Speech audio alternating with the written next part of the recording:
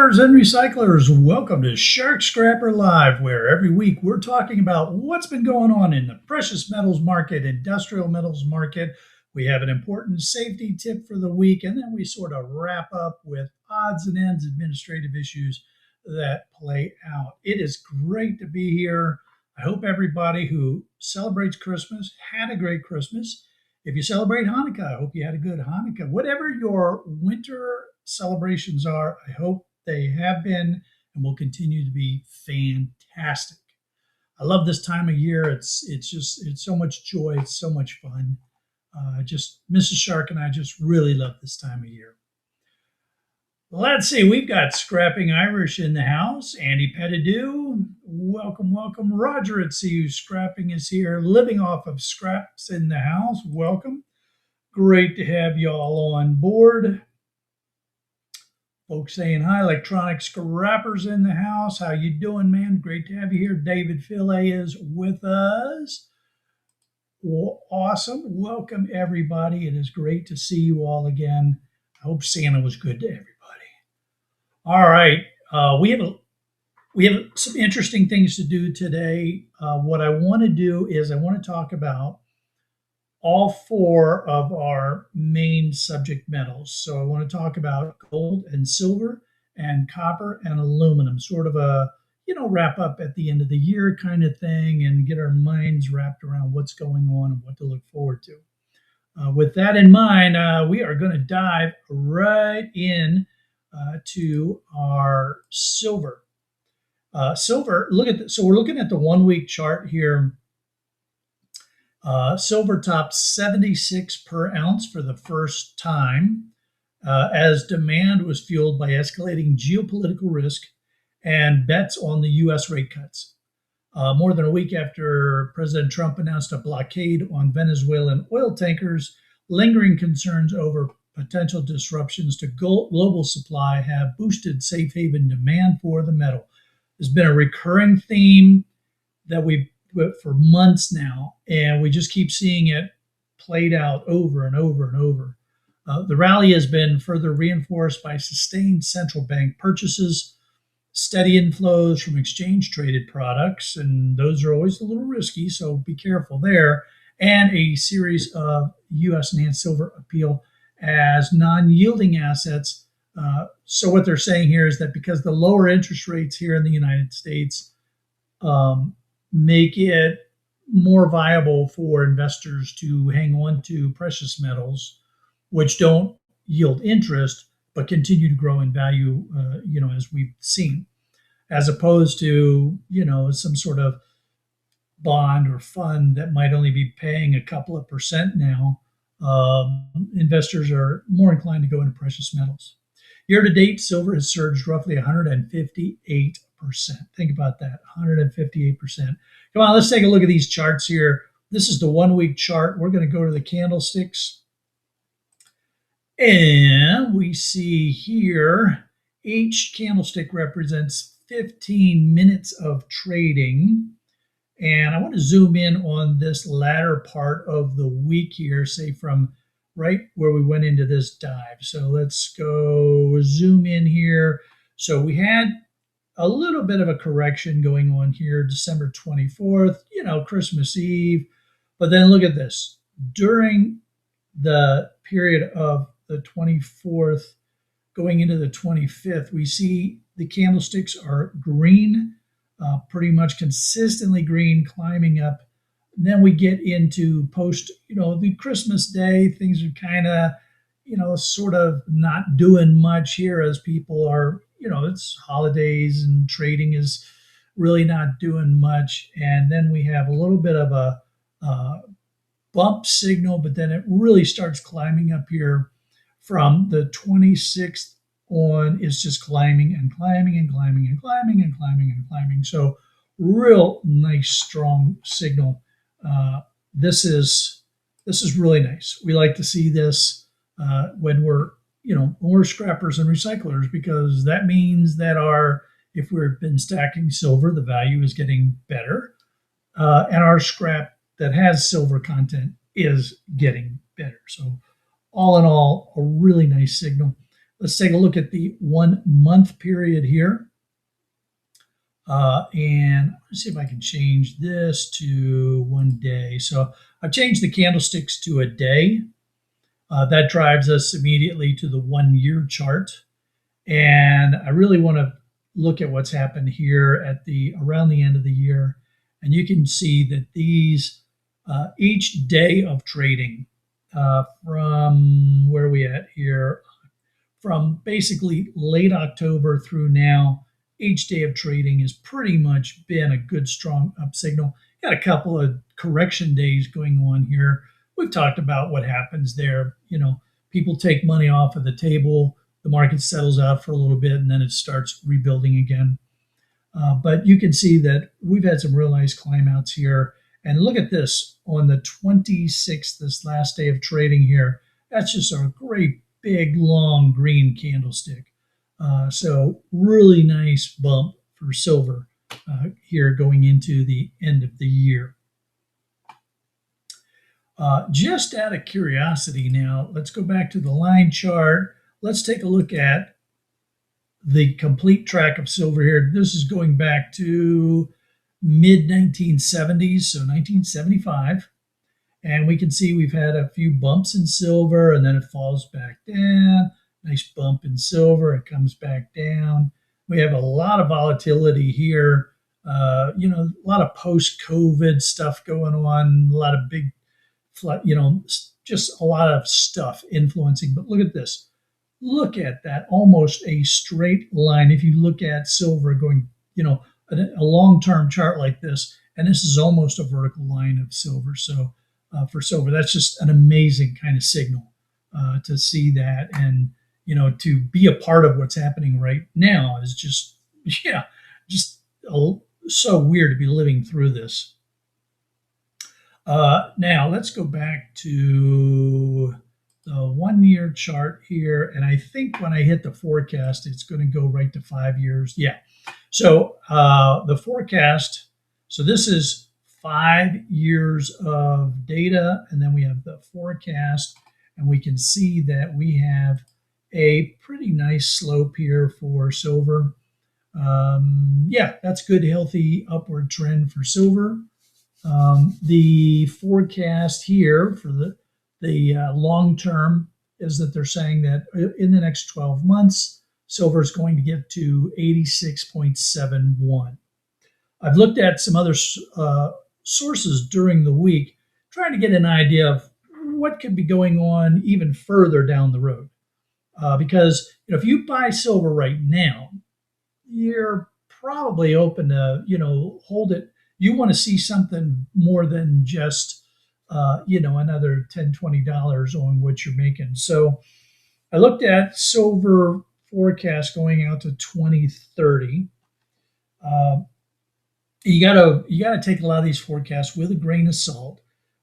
So the way that I'm going to categorize it is we have some sources out there who are very bullish on silver, and they're saying that silver will get to $100 or more by 2030. So $100 or more by 2030. It's a bullish take on what's happening with silver.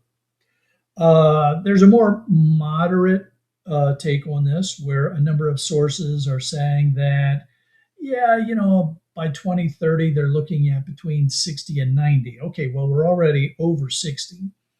But, that's what they're saying. By the time we get to 2030, it'll be, 60 to 90-ish. And that's an interesting range. If you're buying silver right now, last week or this week, you're a little bit nervous about that moderate position because you're already over that. And then there's what is referred to as sort of like a consolidated, where folks, where a lot of other folks think this could happen. Consider it perhaps a more conservative forecast that says silver will be around 70. So we got this rally, we got this surge, but at some point the market will correct and we're going to be back down to 70-ish in 2030.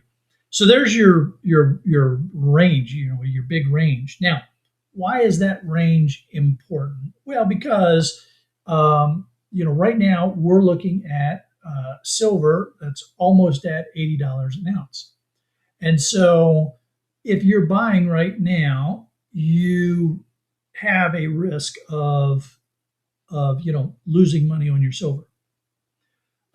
If you are holding on to silver that you bought before, back when silver was down here in the 20s and 30s, you're probably okay to hold on to that silver for a little bit, because you might be able to get that $90 to $100. But the worst case is you're going to end up in the $60 to $70 range. You still will have made a significant investment over what you paid if you had invested back when it was $20 to $30, and you're at a little bit less risk by hanging onto your silver and seeing how this plays out, because you do have that tantalizing possibility of silver getting to 100 by 2030. So it's it's a very interesting place to be in the silver market. So let's go take a look now at gold and see what gold is doing. So to do that, I need to get out of that. I want to go to this, and then we're going to go over to gold. Excuse me just a minute. Well, gold has been on a nice tear as well. This is 1 year of trading for gold. And we see that the trading economics folks, again, have a discussion very similar on the primary drivers as silver. So gold prices rose to another all-time high, 4,530 an ounce by Friday, on strong safe haven demand, as mounting geopolitical tensions and expectations of a U.S. interest rate cut. There's the recurring theme. I mean, it's gold and silver, the precious metals. These are our two big drivers here. Investor focus remains on the ongoing U.S. blockade of crude shipments in Venezuela, continued hostilities between Russia and Ukraine, and recent military strike by the U.S. against ISIS. All of that instability drives people to safe haven assets like silver, and in this case, gold. Meanwhile, the markets continue to price in 2 quarter-point rate cuts by the Federal Reserve next year as inflation cools and labor market conditions soften. Now, here's where we have to be very, very careful because of the very long government shutdown that the U.S. had. A lot of the data right now is suspect. So even the investors are being very cautious. But again, when there's caution in what the investors are looking at from the data, what do? They go to safe haven assets. So again, that drives up the price of gold and silver. And then bullion has surged more than 70% so far this year, marking its third largest annual gain since 1979, with the rally also underpinned by strong central bank buying and sustained ETF inflows. So where both silver and gold had talked about ETF inflows, and this is why I always recommend that if you're going to hold silver and gold, that you hold it as a physical asset in your hands, because these ETFs, they're trying to make sure they have enough silver and gold to make good on the buyback if somebody wants it. But because it's not real silver and gold, you always run the risk that the money's not going to be there if you want it. Whereas if you physically hold that coin or that round or that bar, then it's yours to sell how and if you want to. That can present other challenges in being able to sell that silver and gold, but it's a lot. It's yours, right? It's yours. There's no, potential funny business going on that it's like, well, okay, you bought this ETF, but we're really not going to make good on it. It makes me very nervous. Let's take a look at the forecast for gold. And you can see here, this is a 5-year look at gold, just like silver. So here's our 5-year look at gold. And here is our forecast for gold. Again, this is a very nice, comfortable slope. It tells us that gold is going to keep on rising. And it tells us that we don't have to panic sell to try to, make a top somewhere. It tells us that when we see corrections take place, we don't need to get nervous about that. That's going to happen. You're going to see volatility in this market, but that the long-term overall trend is going to be upwards. So you can keep selling your gold-bearing material as you normally do, whether it's a bin or a truckload or Gaylord full, whatever that might be, with the expectation that you're going to continue to get more money and more money, but you don't have to worry about it dropping off suddenly. And again, I took a look at what are the potentials for gold going forward out to 2030. And boy, howdy, this was really interesting.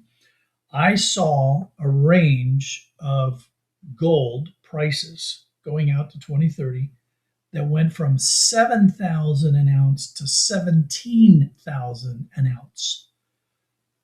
I mean, holy cow. That's first of all, it's a big variability there, right? Somewhere between 7 and 17,000 by 2030. But you think about what that means to our scrap market, our scrap world. If gold really does get up there, even if it's somewhere in between, let's say it gets to like $10,000 an ounce, that's going to make things like RAM and chips and boards worth a lot of money. So being in the e-scrap business is a very good place to be. We've got some very good potential moving forward. And when and how you decide to sell your silver or your gold really depends on, do you want the money now, or are you willing to wait a while and see how this all plays out? So let's go ahead now, and I'm going to leave this gold chart up, and I'm going to go over to the comments, and we're going to take a look at who has joined us while I've been talking about silver and gold and what's going on, and any comments that you all have had about silver and gold. So let's see who has joined us. Ian Matthews from the UK has joined us, the man in the shed. Great to have you here, sir.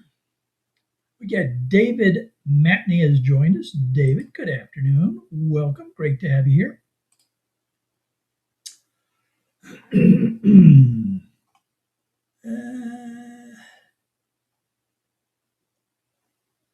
I'm looking for some.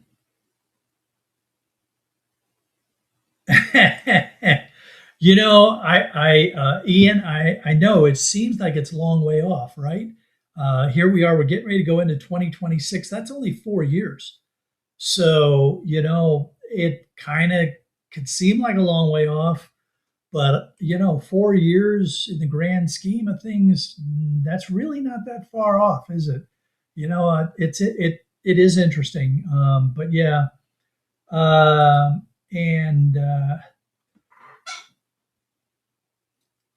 Nathan Matthews is saying going to 100 by the end of January. I believe you're talking silver here.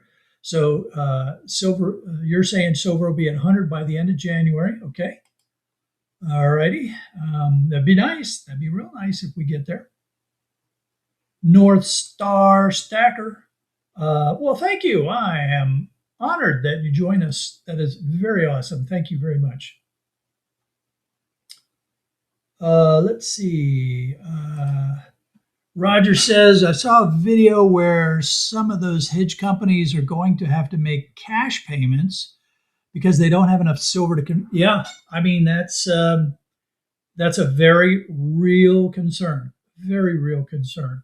And that's why I don't do ETFs, gold and silver ETFs. I don't recommend them to anybody because there's such a risk there when you do want to call that one in. Silver will be 85 tomorrow. Very cool. Let's see. Wait a minute. Let me go ahead and I'm going to go ahead and put this over to silver here real quick, since we're talking silver. So silver tomorrow 85. That would be a pretty steep rise, but this market is going crazy right now, so anything is possible. E-Waste Jill is in the house. Great to have you, Jill. Welcome.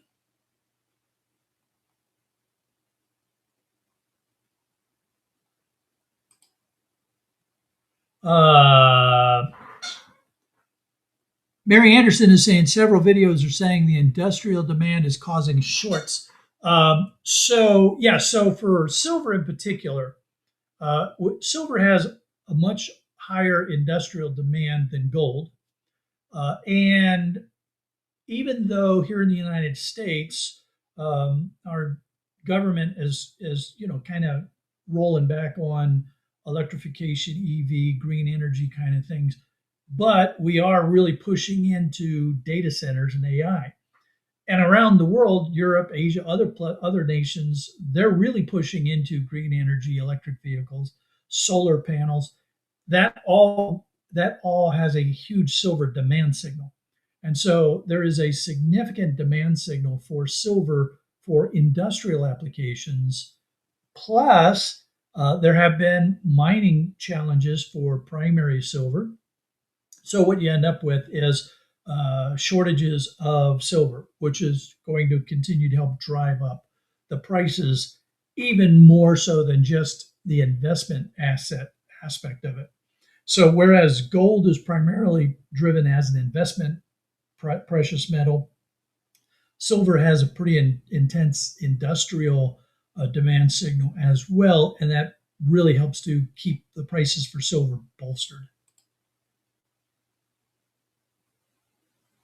Electronic Scrapper says he has a lot of silver-bearing material to process.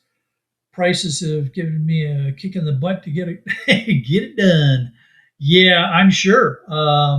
Because you're sitting there, you've got that silver, you're looking at all those silver contacts, stack of silver mylars and such, and you're saying to yourself, I need to get it converted to silver. But here's the thing that I would ask you. So let's get off of the chart here for a minute, because I think this is one of those really important questions for everybody that is into precious metal recovery. So you've got that material.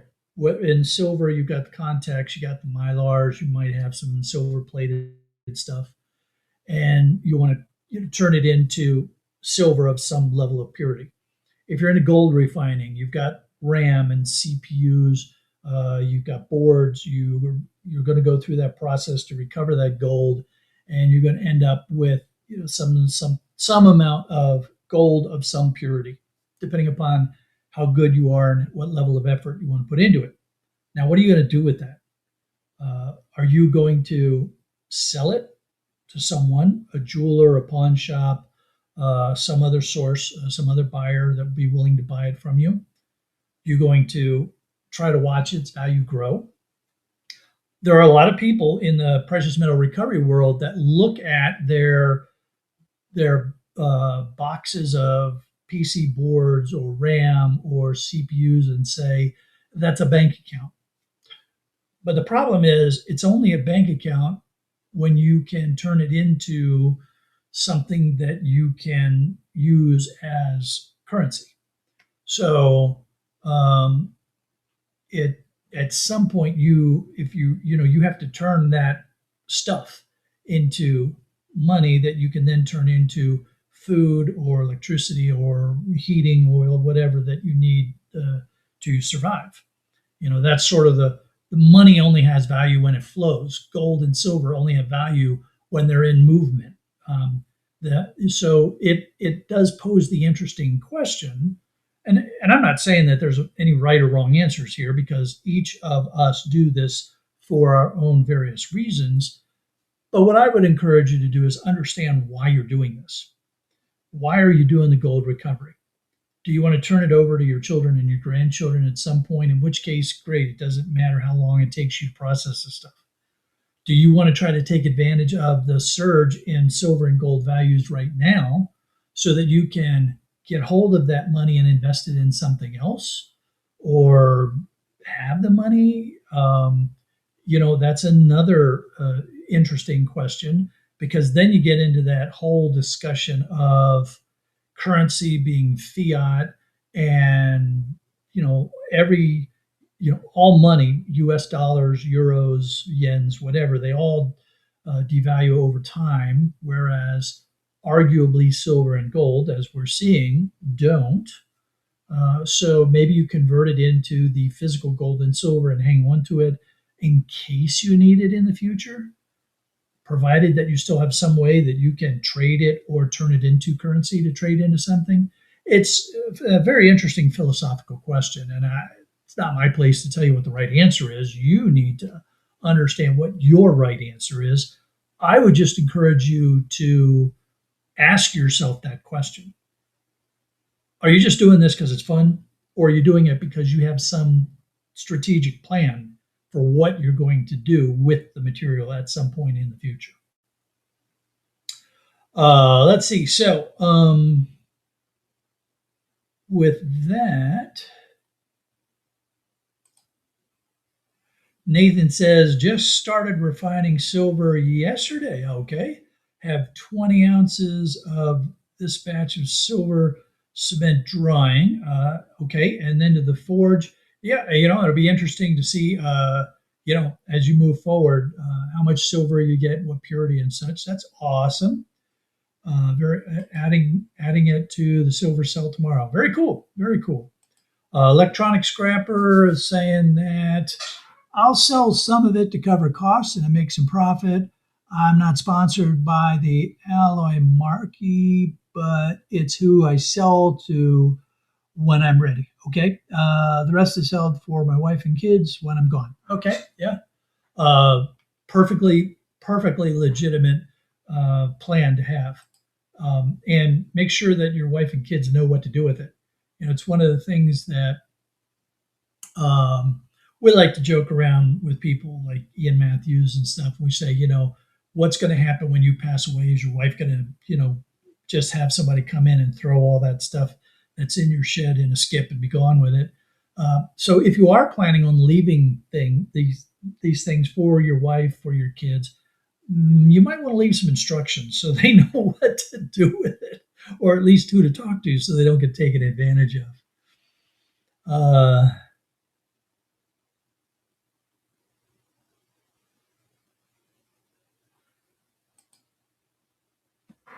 In fact, Ian says, I do it because I'm a sheep and I follow everyone else on YouTube.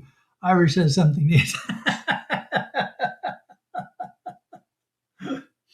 Oh, man. That's funny. That's funny. Let's see. Daniel, welcome. Great to have you here, Daniel. How do you prove purity on ingots you've created? That's a really good question. Really good question.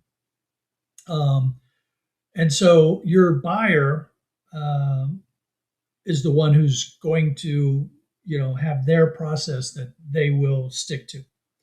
Now, normally, the way you would test a piece of jewelry or a bullion round or something like that would be to with a test kit, which has a stone. You scrape a little bit on a stone, and then you use different purity of acid, and based on the strength of the acid, that will reveal the purity of the gold or silver.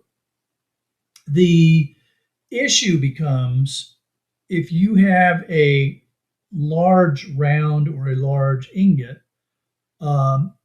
there may be concern that it's not completely the material you say it is. Now, I'm not saying you, but there are unscrupulous people out there that will try to do things like make a bar of some other alloy and then plate it with gold or silver, get it pretty close to what the weight ought to be, and then try to sell that off to someone who may not be sophisticated in their testing.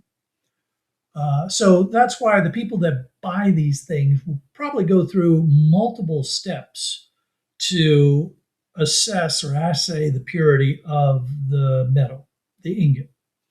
Volumetric tests, because silver and gold have very specific densities based on their purity. The acid test that I mentioned, which really only accounts for the surface layer. Depending upon how big the bar is, they may even want to say, well, we're going to melt it and then pay you for it after we do a melt and assay. So it's very dependent on your buyer, how they're going to handle it.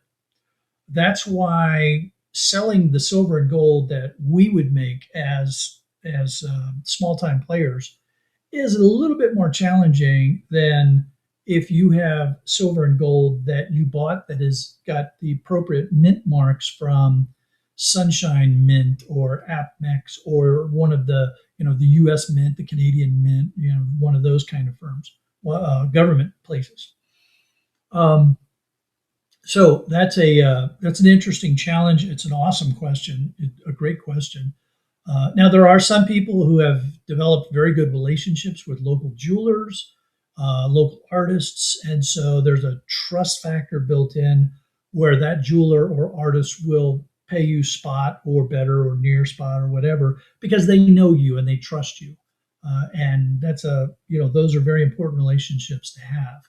Otherwise, you're at the mercy of your buyer and whatever test process they use to assure themselves that they're buying an ingot that is truly, silver or gold of a specific purity. Great question, though. Awesome question.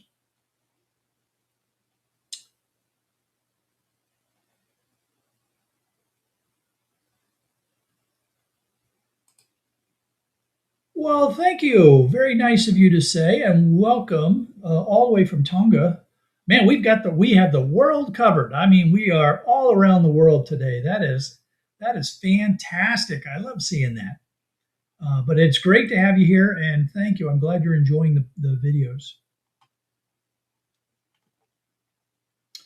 Electronic Scrapper says that his yard uses XRF on bars for me, and the company I sell to retests and sends video of them doing so. There you go. Modern technology certainly gives buyers and scrapyards a much better comfort factor when they're buying, ingots of material in understanding what it is they're buying. And it takes a pretty sophisticated crook to fake a ingot of material. So for most of us, we would pour the material and, an XRF gun, which is looking at the surface of the material, is going to be an accurate depiction of what the rest of the ingot contains. So it's amazing what can be done these days.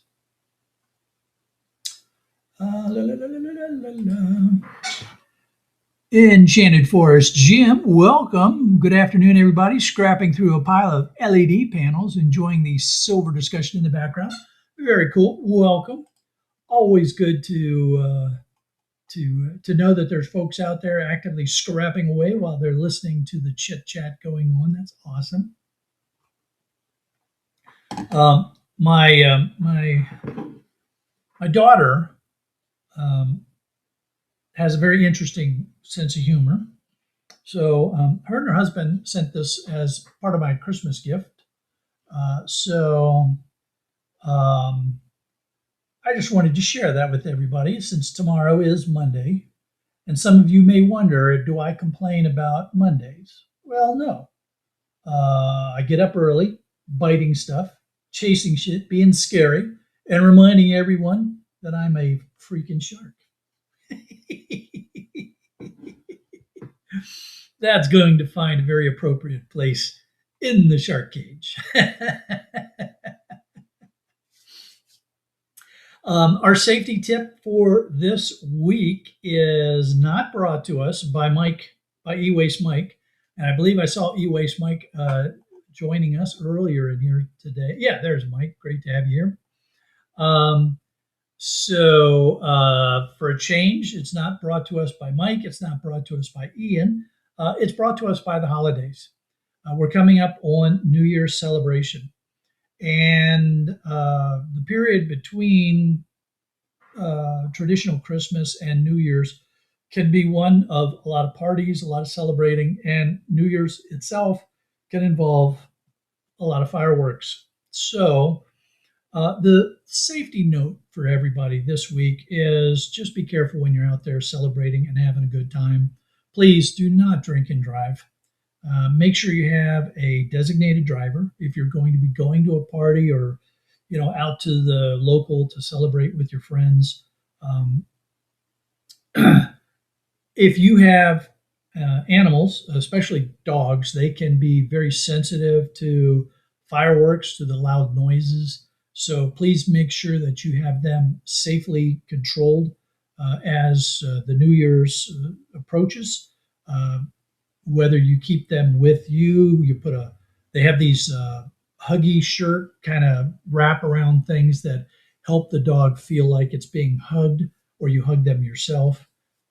Make sure that the doors are secured so that if they do get panicked or scared, that they don't run out of the house and get lost somewhere. If you're going out to a firework display, make sure your animal is well leashed and controlled. So again, they don't panic and run around and potentially get hit by a vehicle or otherwise hurt themselves. And be careful of yourselves. All right, if you like to set off fireworks, please be safe doing it. I have a number of friends throughout my life who are missing digits because of fireworks and explosives. So do be careful with that. Make sure that you check on what the fire danger zone is for your area. You don't want to be setting off fireworks if there's the potential that that firework could create a forest fire in your area, which I know is a bummer, but come on, what do you want to do? Celebrate or deal with a forest fire that you started and could be liable for? So all of those things are important considerations as you go into as we celebrate these winter holidays. If you do drink, please don't overindulge. Hangovers are never any fun. They don't get any easier the older we get. I mean, they get a lot harder the older we get. And I think we all know that it really isn't doing our bodies any good when we do that to ourselves. And I'm not saying, that you shouldn't enjoy your adult beverages or anything like that. I'm just saying, you don't want to get a hangover, especially the older we get. It's not fun. Just not fun. So please be safe out there as you celebrate the holidays and enjoy yourselves. And I hope that you do get the chance to celebrate the winter holidays, however you choose to celebrate the winter holidays, and enjoy it as we move into 2026. All right, well, let us now get over to our industrial metal and take a look at copper. So we need to blast through copper here, and we're going to get on to aluminum too. But copper futures rose up to 5.7 per pound. Copper, like silver, it's amazing me, because I not that long ago was having a conversation with one of the local dealers here in town, and we were talking about, hey, you think copper's going to get over 5? And so here we are. We're well over $5 a pound for copper. So partially pairing gains from Friday, a 5-month high, as global markets reacted to strong demand and supply constraints. The metal continues to benefit from global energy transition, contributing to its 42% annual gain. Prices were further supported by a recent slump in the US dollar, which made raw materials more affordable for international buyers, while concerns persisted over potential US tariffs. Now, what they're talking about here is right here. Let me do this. Right here is where the US imposed a 50% tariff on copper. Let me make that a little bit thicker so you can see what I'm talking about. So right there. And you can see what it did to the copper market. Leading into it, there was a lot of speculation. And then the U.S. announced these tariffs. Now, what the language of those tariffs did was exclude raw copper, so copper ore, the refined copper anodes, and copper scrap. But it left open the window to reevaluate those and impose tariffs at some point in the future. And we're starting to hear noise that the administration is indeed looking at adding raw copper, copper ore, and scrap copper to the tariff. Whether it'll be 50% or who knows what it would be. But they are looking at that. So that's got the markets a little bit nervous right now. As we mentioned with silver, there's the AI buildup is really driving a lot of the copper pricing because you all know this, copper is the material of choice for moving electricity around. So if you're going to build a bunch of big data centers, well, you need a lot of copper to do that. The renewable energy products, the AI data centers, the grid expansions, infrastructure rebuilds and such are just consuming a lot of copper. And on top of that, we've had some copper mills around the world, copper mines around the world that have had some problems, and that's adding to shortages of copper. So we've got this double whammy of increasing demand for copper, potential shortages of primary copper or the copper that comes out of the mines. And all in all, that's a good thing for us in the scrap world because that means our scrap prices will continue to go up for copper. So let's take a real quick look at what the forecast looks like if I do my button pushing correctly. So here we can see that the forecast, get over here and get over here. So here we can see that the forecast for copper is really good here. So we're getting around up to around 6.5 in the next 12 months. Looking forward, we estimated to trade at 6.52 in the 12-month time frame. So that's a really nice signal for copper.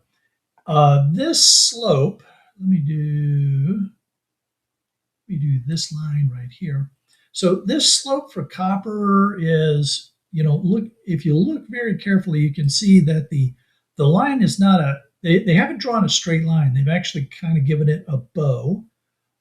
Let's try this and see if this, I'm going to exaggerate it a little bit, but you can see how that line kind of bows. It goes up and then it sort of flattens out there a little bit.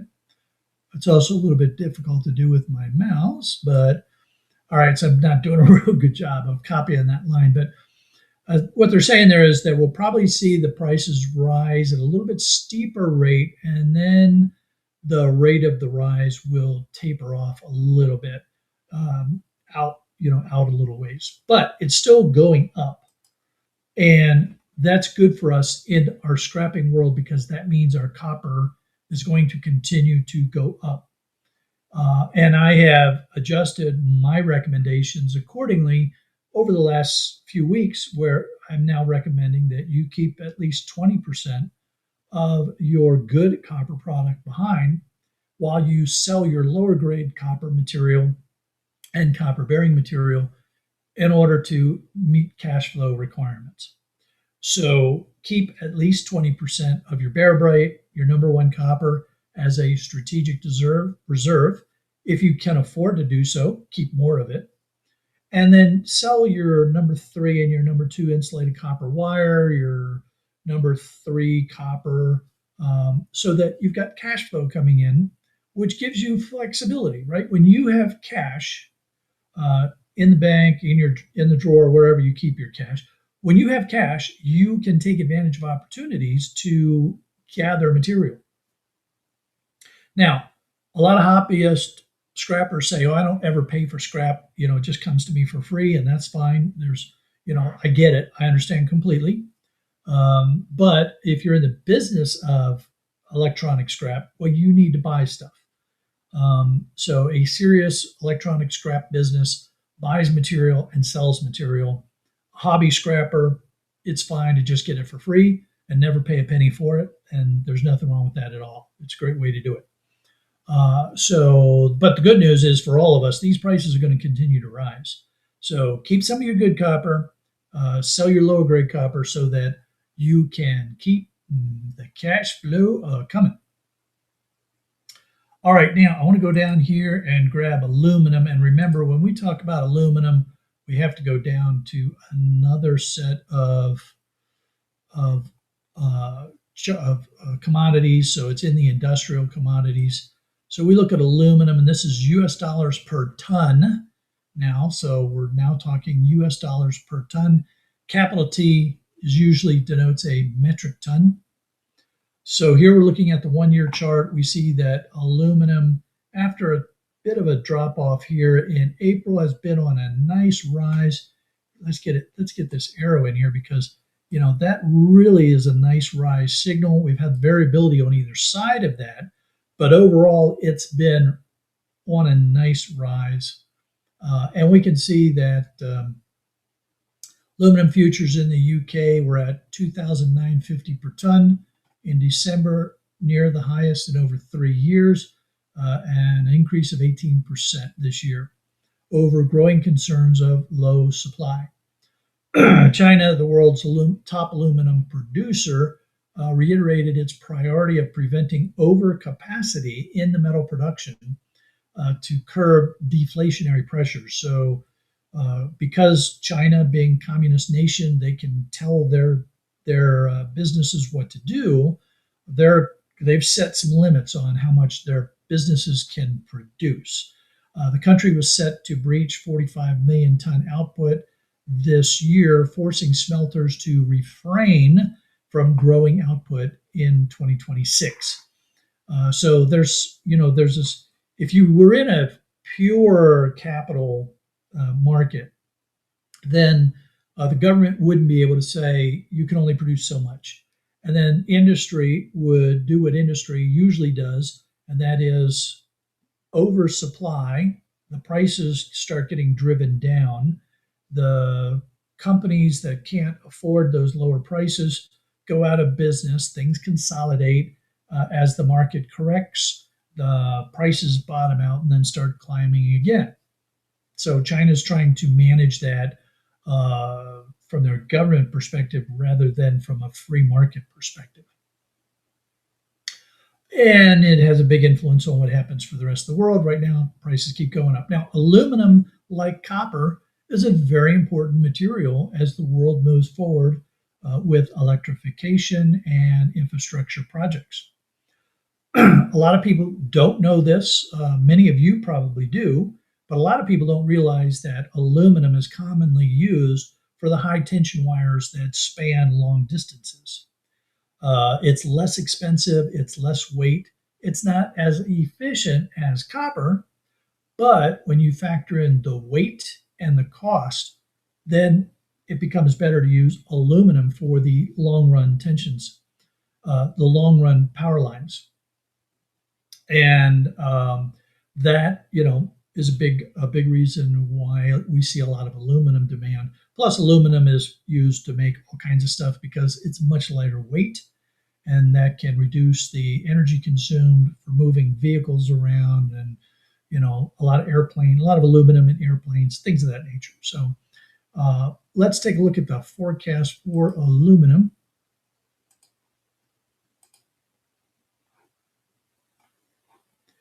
Not as big a climb as copper. This forecast trend is not nearly as steep as what we saw for gold, silver, or copper. So aluminum will keep on slowly rising. And what that means for us in the scrap world is keep selling your aluminum.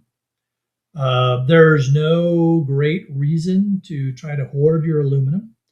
Um, just keep selling it, right? Get your bins full, take it into the scrapyard, sell it.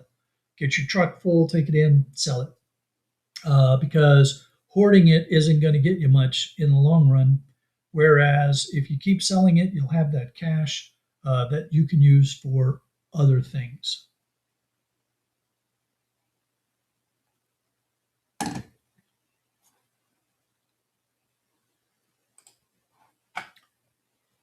All right. Well, let's get over here to the comments for a quick couple minutes here. Let's see what kind of comments have come in about copper and aluminum and who has joined us. While I have been talking, America's favorite hoarders in here. How you doing? Great to have you on board as always. Okay, not too many comments on copper or aluminum. That's cool. We just got to keep banging through it, right? You know what would be interesting too, with especially with copper, but you know, in copper and aluminum, those are also two of the main metals that we value in the lower grade boards. So those low grade boards, things like power supply boards and stuff, be interesting to watch what happens with the pricing on those as these values start to slowly creep up for copper and aluminum. Yeah, we'll see how that one plays out. Hey, let's get over here and see what Salvager 2 has been up to since we last took a look at her. Let's zoom in here. Look at that. She rounded the Florida Peninsula and she's in the Gulf of Mexico. Look at that. So let me get this pencil here just in case the track line isn't real easy for you to see. She came down around Florida, passed through the Keys, and is heading out here into the deeper water of the Gulf of Mexico. Very cool. Man, I wonder where she's going to be going in the Gulf of Mexico.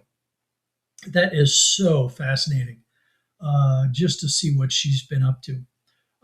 I received an update from Dr. Hammerslag on all of the activities of the Shark Research Foundation and his associated nonprofit. It's amazing the research that they have been doing that we don't always hear about. You know, we see Salvager 2's track, and that's fun to watch. But a big part of what our donated funds go to is to also support a lot of the other shark research that is happening in addition to these tagging and tracking things of the sharks. And so there have been a number of studies that Dr. Hammerslag either led or participated in on the impact of great white sharks in the natural diversity of species. They've been tracking other marine organisms, whales and turtles and things of that nature. So a lot of research. And what I will do is I will be getting that information out. I'll put some posts up. I'll get some stuff out to the Shiver members here pretty quick on that. And then I'll get it out to everybody else as well so that we can all understand that our donation to the Shark Research Foundation is doing a lot more than just putting a tag on a shark for the fun of watching where that shark is going.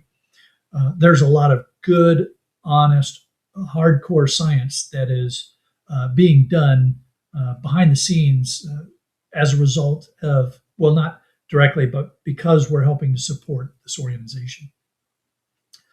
So that's pretty fascinating. And we will be adopting another shark. I reached out to Dr. Hammerslag. He said they're not going to be doing any more tagging until spring or summer. So we will wait a little bit before we make our next donation as we get into 2026. But we will definitely be tagging at least one more shark in 2026. We'll see if we can get to two. That would be a lot of fun if we can donate two sharks or donate, towards the tagging of 2 sharks for 2026.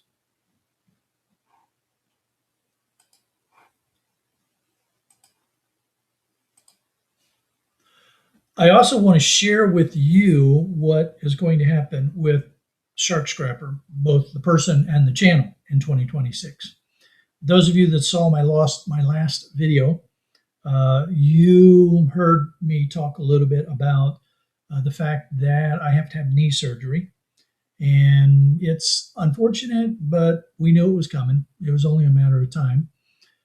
For those of you that are new here or don't know much about my background, I'm a retired naval officer, 25 years of service, and things got broken sometimes.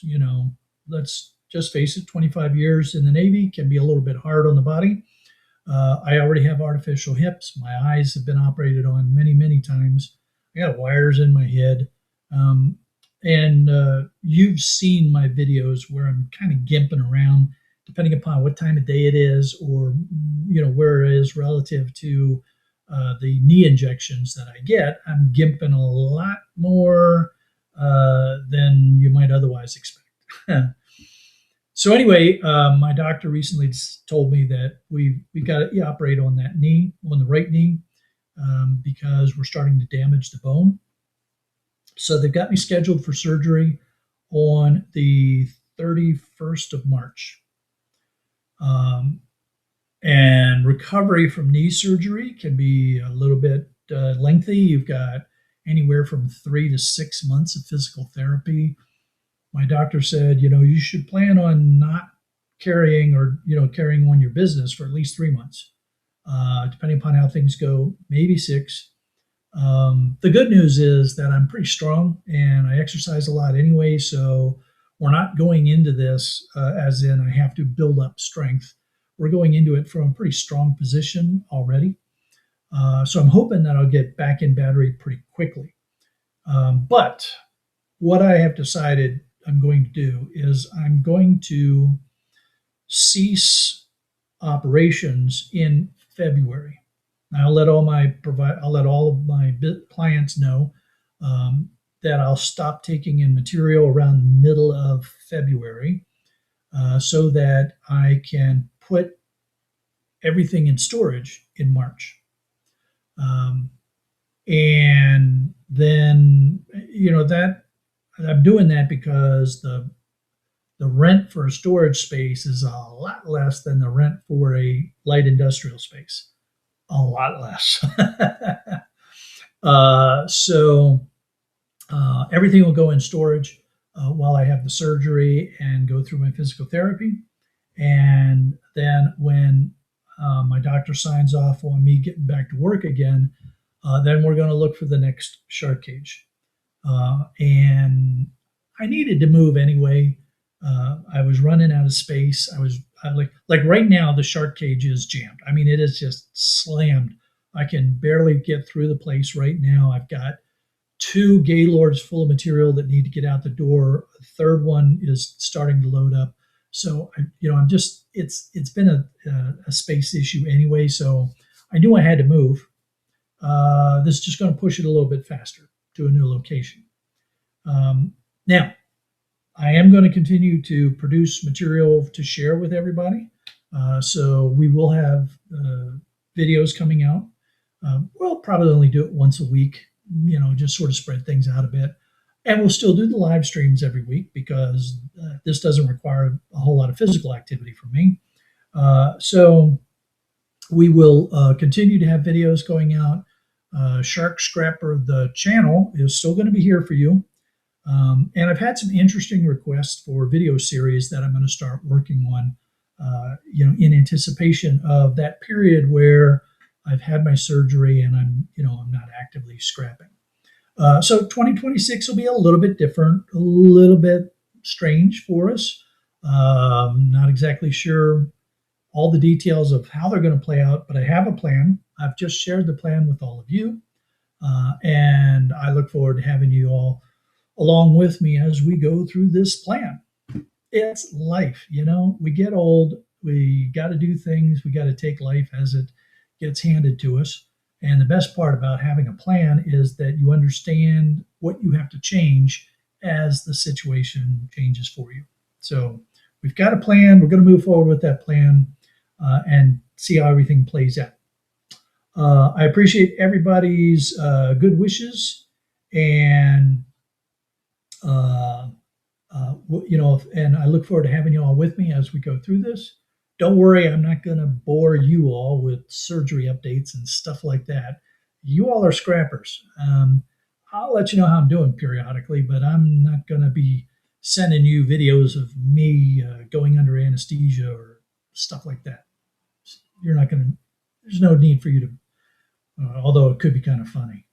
All right, anyway, as part of the plan, though, it is time to get across the pond to Ireland. So I'm going to stop talking about this, and I'm going to let you all know that if you have autoplay enabled, you will be redirected to Ireland as soon as I shut this stream down. If you don't have autoplay enabled, please go into the search bar on YouTube, type in Scrapping Irish, join us over on Scrapping Irish's live stream.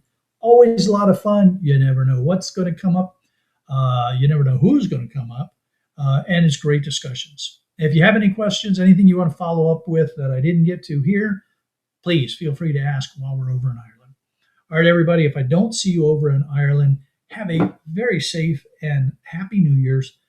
If I don't see you at Irish's stream, we'll see you sometime in 2026. Take care, everybody. Be safe.